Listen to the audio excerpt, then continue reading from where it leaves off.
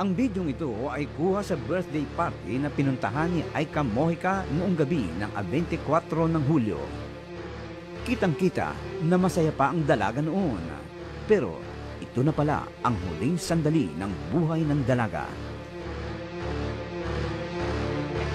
Kinabukasan, dakong alas 5 ng umaga, maagang nagising si Mang Josar. Agad raw niyang hinanap si Aika. Parang hindi ko yata naramdaman ang pagdating ni Aika. Wala nga siya sa kwarto niya eh. Baka nakitulog lang yun sa mga barkada niya. Ba't hindi nagtitext? Ay, naku, yung bata, baka nagkakasayahan yun. Baka walang load o kaya walang signal, di ba? Ba naman yung patang yun? Na tayo. Wala nang text sa amin. Nagising ako ng alas 5. Wala pa siya, walang text. Hindi nag-alala na ako. Binahay-bahay ko na may kaibigan. Tapos nakasama ko yung dalawang kaibigan na nandun sa party na yon.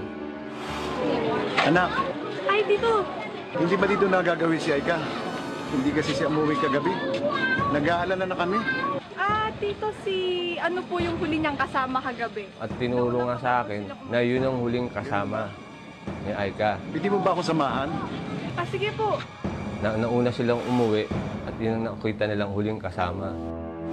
Gandang hapon ho. Nagtungo raw sila sa bahay ng sinasabing huling kasama ni Aika na itatago na lamang natin sa pangalang Tatanong ko lang Gina. ako kung nandito si Gayunman. Gina. Ay, wala, hindi umuwi. Wala pa doon. Sabi nung nanay, hindi na daw alam kung anong oras dumating. Tapos hindi niya rin alam kung anong oras umalis. Pumunta daw ng Pampanga. Balitaan kita. Sige ho, maraming salamat. Nang mga sandaling iyon, labis na raw ang kaba sa dibdib ni Mang Josar. Kaya naman, minabuti niyang ipablatter na sa impila ng pulisya ang pagkawala ni Aika. Sir, babablatter ko yung anak ko. Nawawala ko siya eh. Hindi ko siya umuwi kagabi. Hindi naman yung gagawin ng gano'n. Ang mabuti pa, kumuha ka na lang ng litrato ng anak mo para maisama natin sa missing. Sige ho, sir.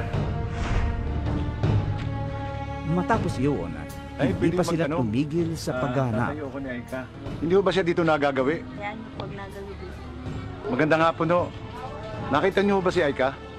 Alam niyo po ba kung nasan yung anak ko, si Aika? Anak ko po ito. Nagagawi ho ba siya dito? Pinakita ko yung picture kung may nakakipapansin sila doon na anong gabi. Yung sinasabi nung na inatid niya, nagpababa doon, wala naman daw napapansin ng mga tricycle driver. Samantala, nung araw ding yun, Hulyo 25, isang bangkay ng babae ang natagpuan sa Makulkol Bridge, San Felipe, Zambales. Agad na rumisponde sa lugar ang grupo ni SPO1 Marlon Fontelera ng San Felipe Police. Doon nga nakita namin na isang bangkay na nasusunog at na may parting sunog sa katawan, tapos nakatihaya babae, tapos nakamaong na shirt pan, may plastic strap sa may kamay, saka sa paa. Sa pagpoproseso ng soko, ilang personal na gamit ng biktima ang kanilang na-recover. Mayroon kaming na-recover na relo at saka mayroon po siyang kwintas na gold with heart pendant at saka yung ngipin niya po ay naka-brace. May mga basyo rin ng baril na nakuha sa crime scene.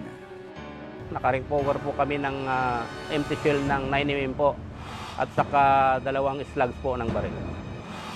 Gayunman, wala silang na-recover na bagay na mapagkakakilanlan sa biktima. Wala pong mga ID, wala siyang wallet.